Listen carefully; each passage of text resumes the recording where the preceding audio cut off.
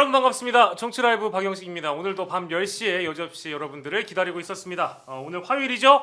화가 날 때는 그 분노를 이분들과 함께 다스려 보도록 하겠습니다. 바로 평화나무 김용민 이사장님, 박진영 민주연구원 부원장님 모셨습니다. 어서 오십시오. 네, 안녕하세요. 정말 그 두 분 다 오늘 하루 종일 또 이 마음속에 있는 분노가 또 어떻게 또 오늘 이 자리에서 잘 풀려질 수 있을지. 근데 이제 좀 담담하시죠, 이사장님도, 국가님도.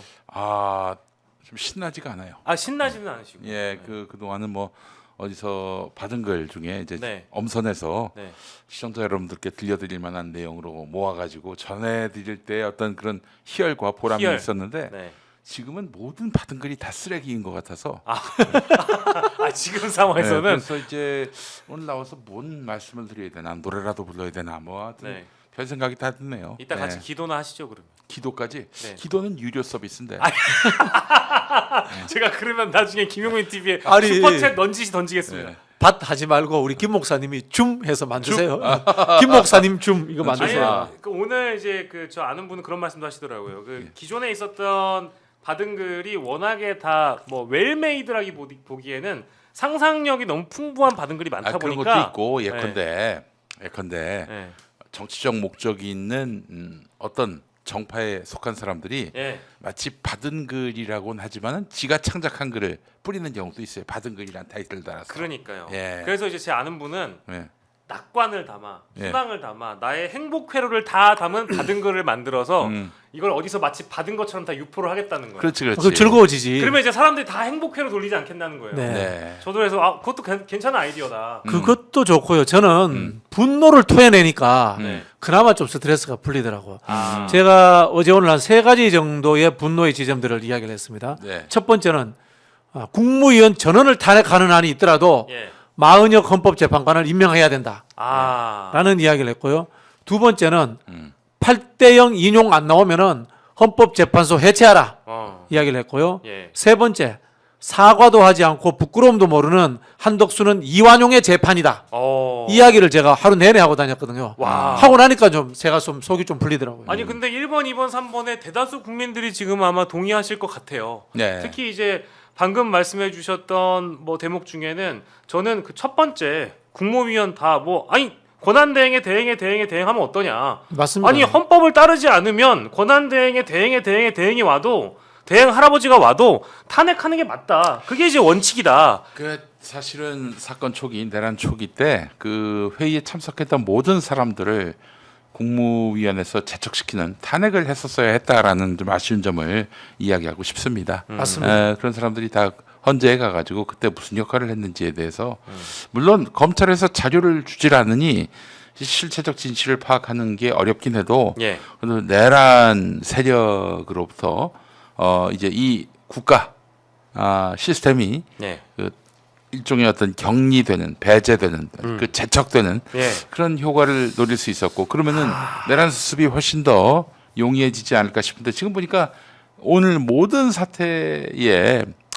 불행한 사태의 그 배경에는 내란 세력이 내란을 수습한다는 점에 있거든요. 맞습니다. 네, 맞습니다. 이들을 싹 다 우선 좀 제척을 시킬 필요가 있었다 예. 하는 생각이 들고 받은 글 얘기가 나와서 그런데 지금 갑자기 또 받았어요? 새로 방금 받았습니까? 아니, 그게 아니라 예, 이제 예. 제 후배 중에 하나가 예. 이렇게 받은 글을 저한테 건네주는데 이거 보니까 딱 용산에서 만든 게 너무나 확실해 보이는 받은 글. 네네.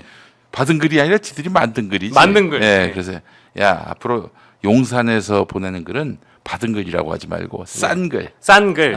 뭔가를 쌌다. 쌌다. 네네네. 예, 싼 글로 이제 네. 돌려라. 네. 이렇게 똥싼 제가. 글. 예. 그러니까 밑에 뭐 그냥 이건 뭐 배변이나 마찬가지인 거예요. 네. 지금 용산에서는 정말 이 아주 정말 최악의 공해들입니다. 정말. 예. 제가 뭐 남들은 저보고 이제 과격파라고 합니다만은 아, 사실은 제가 이제 중도 보수합니다. 이념적으로 제가 거의 중도 보수입니다. 왜냐하면은 전공도 자유주의고요. 예. 뭐 그런 사람인데 12월 3일 날 계엄 현장에서 제가 그런 이야기를 했습니다.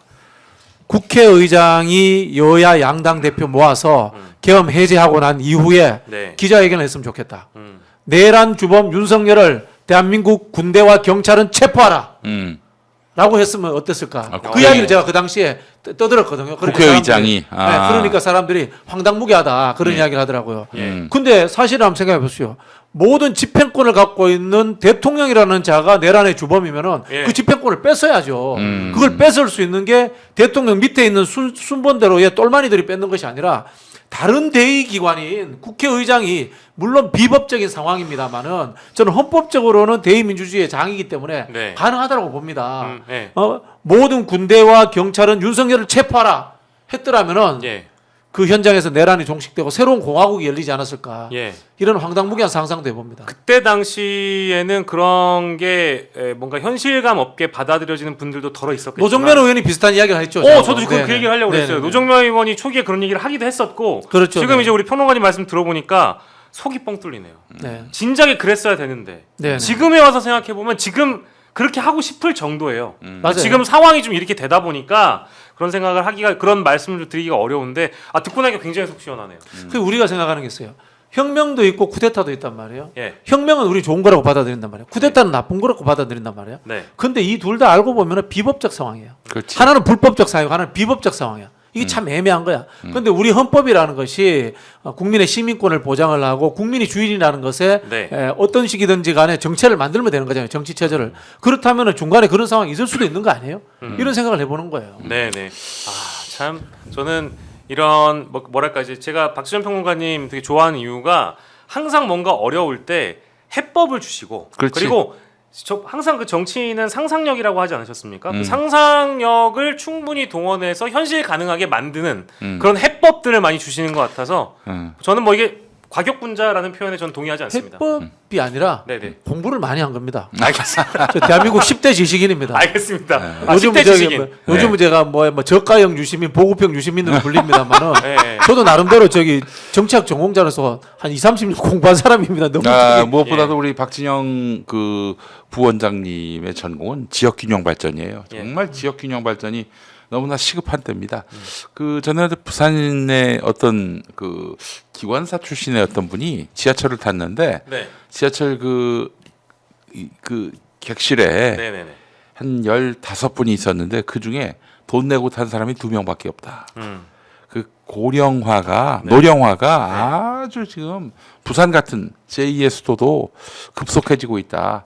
이런 차원에서 지금 윤석열 따위는 뭐 전혀 관심이 없겠지만은 이런 노령화 문제와 관련해서 초고령화 문제와 관련해서 네.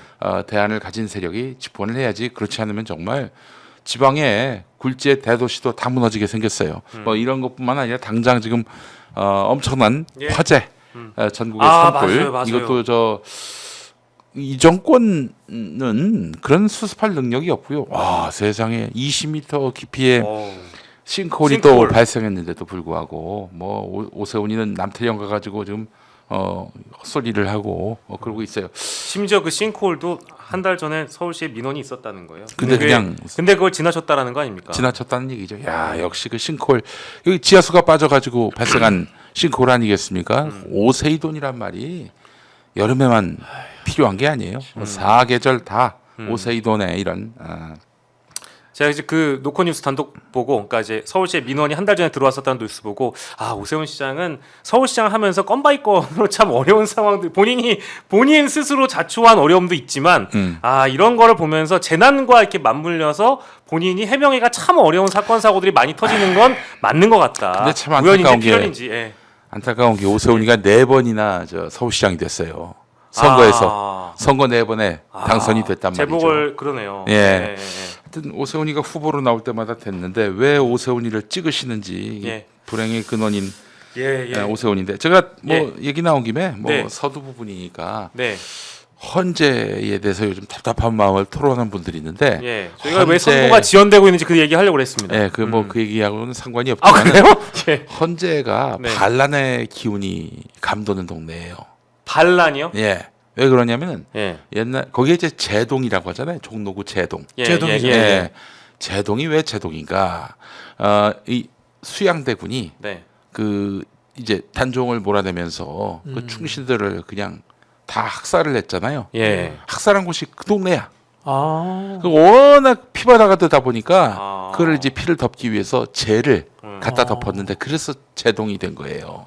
그래요, 진짜. 그 유래가 그것도 있고 그리고 또 나중에 그 이제 개화기에 개혁파라 할 수 있는 뭐 사실은 친일파라 할 수 있는 홍영식, 김옥균 그리고 또 한 명이 누구더라? 박영효 이 셋 다 이 동네 살았어요. 공교롭게도 이 동네에 살았습니다. 어떻게 됐습니까? 다 처단됐잖아요. 예. 이거 보면은 헌법재판소 자리가 네. 허가 좀 뒤숭숭하다 네. 하는 그런 생각이 드네요. 반란의 기운이 있는 자리다는 말씀이시고. 네. 이 얘기를 사실은 예전에 그 박경재 변호사라고 예전 박경재 변호사라고 시사 토론도 맞아요. 진행하고 토론 그랬던 진행 분인데 많이 하셨던 그랬다가 이제 그 여배우 겸 여가수 분하고 간통이 걸려가지고 예. 사회 활동이 이제 중단되신 분인데 그분이 그 얘기하더라고요. 그때 노무현 대통령 이 수도 예. 이전과 관련해서 행정수도 이전. 그 성문법 말고도 관습법? 관습법에 의해서 수도는 서울이다. 그 얘기를 하신 분이었어요. 나왔을 때 이제 그분이 이제 그런 얘기를 한 거죠. 이 헌재의 터전이 굉장히 제가 반역의 기운이 기운이. 뭐 예. 성문법, 관습법 이거 한번 말씀드릴게요. 예. 그 개풀 뜯어먹는 소리예요. 그냥. 헌재 얘기 가기 전에 여기까지만 듣겠습니다. 네, 말씀하세요. 네. 왜냐하면요. 네. 그런 게 헌법에 안 나와요. 관습법이라는 게 뭐 관습법이었던 네. 우리 뭐 영비법, 대륙법 이런 이야기 하지 않습니까? 저도 기억납니다. 그게 사실은 일제 강점기 때부터 네. 일본에 가서 이제 경성제대 졸업하고 예. 동경제대 법학부에 가서 공부해온 사람들이 예. 그거 이제 책 갖고 와가지고 딸딸딸딸 외운 거예요. 그러니까 우리 어릴 때 사회책이 하잖아요. 경성헌법, 연성헌법 이런 거 있죠. 네. 그거 다 일본 이론이에요. 일제 강점기 때 이론 그대로 배운 거예요. 그리고 헌법은 자주 바꾸면 안 되는 거, 법은 바꾸기 어려운 거, 이런 잘못된 고정관념을 갖고 있는데 전혀 그런 거 없습니다. 네. 법은 민주주의이기 때문에 국민들이 원하면 언제든지 바꿔도 되는 거예요. 우리 어떻게 조선 시대가 대한민국 시대하고 연결고리가 있다고 생각하는지 참 그때 그 헌법재판관들도 좀 많이 상식을 초월한 분들이었다. 예. 낡고 아무튼 시대를 따라갈 수 없는 법들을 고쳐야 되는 거겠죠. 이번에 또 많이 드러난 것 같고 실제 헌법재판소라는 기관 자체도 뭐 뜯어 고쳐야 될 뿐만 아니라 이제 아예 이제 무용론까지 주장하는 분들이 다수 있습니다. 왜냐하면 선고가 이렇게 지연되다 보니까 이게 뭐 하는 건가? 제가 이제 그 이야기를 했습니다. 예. 8대0 인용 안 되면은 헌재 해체해야 된다. 예, 아까 말씀하신 라는 이야기를 계속하고 다니고 있는데요. 즉 헌재 재판관이 자기 정파적 이야기를 하고 자기 소신의 이야기를 해가지고 예를 들어가 6대2, 7대1 이런 식으로 나왔다. 그러면 국회가 있는데 헌재가 필요가 없습니다. 국회가 다수결의 원칙에 의해서 결정하는 데잖아요. 네. 대통령 탄핵할 때도 6대3이 되면 가능한 거 아니겠습니까? 네. 그러면 헌재가 필요 없어요. 헌재는 합의제 기구입니다. 네. 우리 대한민국을 민주공화국이라고 이야기합니다. 그럼 민주주의와 공화주의가 합쳐졌다는 뜻이에요. 민주주의는 다수결의 원칙, 국회가 이야기를 하고 있습니다. 공화적은 뭐냐? 합의를 통해서 공공선을 추구한다라는 협치의 이야기를 하는 것이 공화정입니다. 그 기능을 담당하는 것이 우리나라는 사법부예요. 특히 헌법재판소가 그런 기능을 하는데 이걸 가지고 자기 소신 때문에 자기 정파적 입장 때문에 합의를 못하고 타협을 못한다. 예. 그럼 헌재 필요 없는 겁니다. 국회만 있어도 되는 겁니다. 예. 국회처럼 똑같이 정파적으로 숫자 노름하겠다면 그런 부분에서 저는 8대0 인용이 되지 않으면 헌재 없애라 라는 말씀 드리고 싶습니다. 저는 뭐 특히 이제 사안이 사안인 만큼 이게 지금 남겨두고 있는 선고가 윤석열 탄핵 심판 선고이기 때문에 더 그렇습니다. 맞습니다. 복잡한 얘기 할 거 없습니다. 12월 3일에 전 세계가 봤고 국민들이 눈으로 봤고 영상으로 증거가 남아있는데도 불구하고 이렇게까지 지연되는 이유를 도저히 모르겠어서 이제 이런 말씀까지 처음에 저희가 드린 건데요. 아니 근데 저는 그래도 이 계엄 사태를 어찌 보면 예고했던 사람이 김민석 최고위원이잖아요. 근데 이분이 SNS에 글 쓰는 게 워낙에 좀 심상치 않아 보여가지고 이 얘기 주제로 많이 돌았던 것 같아요. 오늘만 하더라도 많이 다뤘는데 이른바 이제 보이지 않는 손이라는 단어를 쓰시면서 뭐 기획설 같은 말씀을 하신 겁니다. 이제 언론에서 제기한 뭐 여러 시나리오, 윤석열, 이재명을 동시에 제거하는 시나리오가 나오질 않나. 게다가 그 순서상으로는 윤석열이 먼저 파면이 되는 것이 옳은데 이재명을 더 먼저 함으로 인해서 윤석열의 파면 가능성을 줄이는 뭐 이런 어떤 기획을 하는 거 아니냐 이제 이런 뉘앙스의 글이었는데요. 이거 어떤 맥락인지 제가 이제 해석이 가능한데 네네네, 이거 해석해주세요. 해석 이야기하면 우리 김영민 목사님 아주 좋아하실 것 같아요. 아 그렇습니까? 네, 여기 음메시가 나옵니다. 아, 그래요? 음메시가. 근데 그 음메시가 아닙니다. 네. 네네. 음메. 다른 음메시인데 예. 그 영어로 쉽. 아. 아니 이거는 누군가 하면은 사법파동 때 이야기입니다. 예. 사법파동 때 이야기로 거슬러 올라가는데 양승 때. 예, 사법파동 야. 이거 이제 추론입니다. 추론이고 추론입니다. 떠돌아다니는 뇌피셜입니다. 나는 괜히 다른 양인 줄 알았지. 뇌피셜 이야기인데 예. 이게 뭔가 하면은 윤석열로부터 그 당시에 사법부가 공격받았잖아요. 네. 배우는 문재인 정부지 않습니까? 검찰도 싫고 민주당도 싫다. 음. 이런 하나의 이 사법부의 저변에 깔린 흐름이 작동한다는 거예요. 네. 즉 이재명 대표 2심 선고가 유죄가 나온다. 그러면은 대법원 판결을 한 달 반 만에 해가지고 이재명 대표가 법적으로 대선에 출마하지 못하게 만든다. 또는 이재명 대표가 후보 등록을 했는데 예. 대법원 판결을 통해 가지고 예. 후보 등록한 이재명 후보를 날림으로 인해서 민주당 후보가 없게 만들어 버린다. 예. 라는 썰과 그다음에 윤석열은 이재명 대표 선고 이후에 2심 선고 이후에 예. 이 헌법재판소에서 탄핵 인용을 통해서 날려버린다. 예. 그러면은 문재인 정부 당시에 사법파동으로서 본인들을 애먹였던 두 그룹 민주당 윤석열 검찰 그룹을 한꺼번에 해결해 버린다. 라는 이야기가 이제 이른바 김민석 최고가 들은 이 음모론의 스토리일 겁니다. 근데 이런 이야기를 원래 뭐 두서없이 하시거나 어떤 정보 없이 하시는 분은 아니잖아요. 김민석이라는 정치인이 계엄을 예고했던 사람이기 때문에 뭐 어떠한 정보 없이 그냥 듣는 설이나 시나리오를 전제해서 불안하다. 뭔가 내 어떤 정상적인 예상이 다 들어맞지 않는 상황으로 나아가고 있다라는 글을 올리지는 않는 분이잖아요. 그 이제 쥐기현 판사 때부터 이야기가 돌았는데요. 아, 즉 이런 거죠. 윤석열 쪽과 네. 사법부 내에 이제 기득권들이 결탁을 해가지고 윤석열이 내가 죽을 테니까 쟤들도 죽여. 뭐 이런 식으로 간다라는 이제 썰입니다. 썰. 실제로 그런 얘기를 윤석열이 했다는 그 소문이 있습니다. 이런 시나리오를 그러니까 이제 체포되기 직전 주말에 예. 이제 용산 한남동 관저에 원로 정치인, 그러니까 이제 네. 국민의힘의 원로 정치인이 가가지고 충청도 사람. 아이 너무 그렇게 얘기하면 이제 우리 시청자들이 다 알지 않겠습니까? 예.